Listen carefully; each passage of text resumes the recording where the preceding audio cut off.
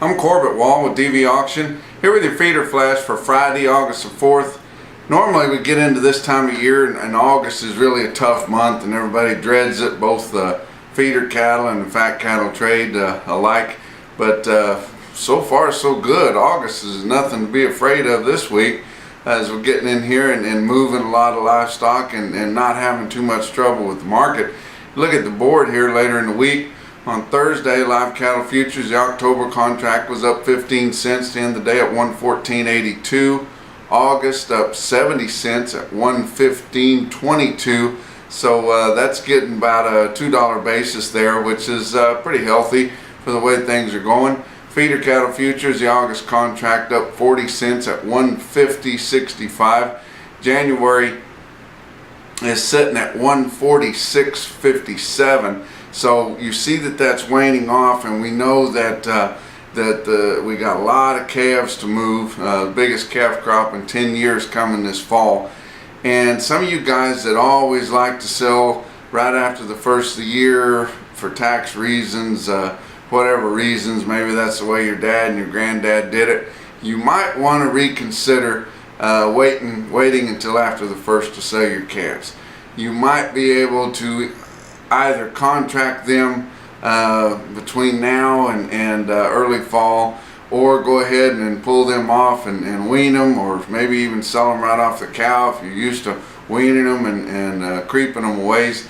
But you might want to consider trying to get your money out of those cattle earlier, because you know, you look at the board and it's sure telling that we're going to tail off pretty good. And if you just look at things, I think there's a lot of calves to market once we get into the fall. And the thing is this market has been propped up more so on yearlings, but farmer feeders like to feed calves too.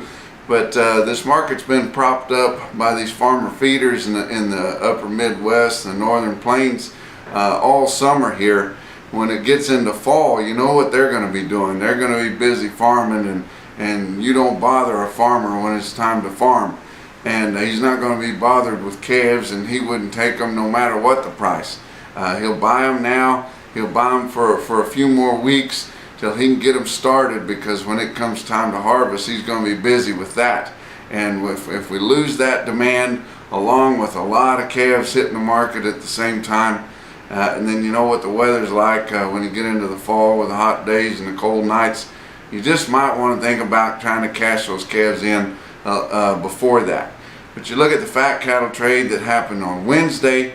Was a good healthy trade there. 50,600 head sold on Wednesday. We need to sell more than that. It doesn't look like we did much business on Thursday. Maybe just a little bit of cleanup stuff. We're hoping maybe get some cleanup stuff done here on Friday, but about half what we need to sell on Wednesday sold. Started out kind of slow there, with a few deals at 116, and then it was 117, and then up in the northern feedlot areas it was primarily 118 for everything.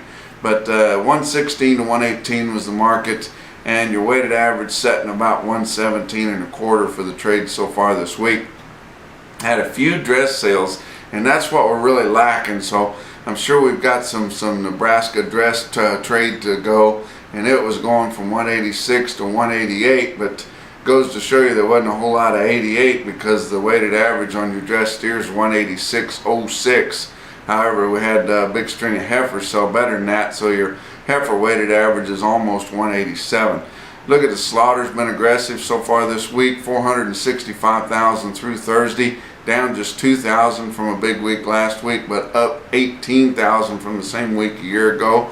Your actual dress steer weights for the week ending July the 22nd come in at 868 pounds, up 3 pounds from the previous report, but not too bad. Look at your feeder cattle markets real-time index late Thursday afternoon, setting at 147.42, down 20 cents, and that's basically steady and holding pretty good in there. I tell you what, they just sold cattle so well at Dodge City, Kansas on Wednesday at the Winter Livestock Auction. It kind of propped that market up. They had about 4,000 head there in Dodge City on Wednesday.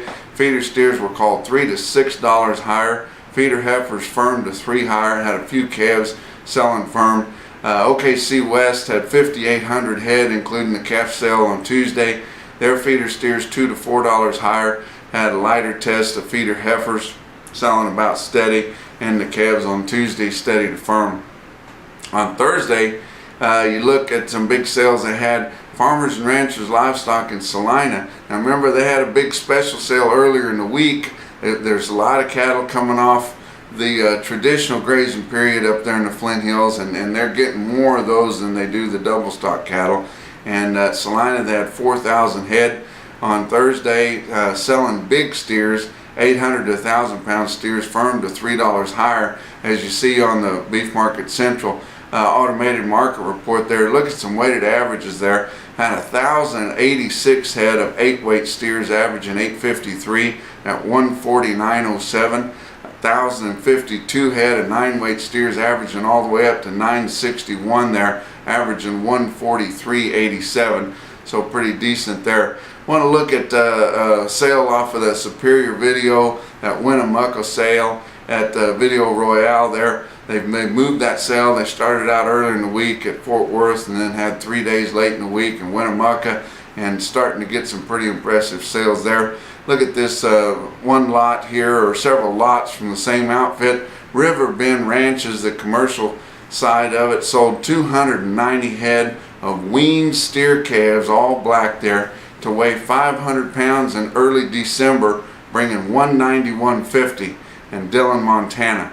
That's pretty impressive. The heifer end off of them is to weigh 475 at 179. Some bigger steers coming in at 560 pounds to bring 175.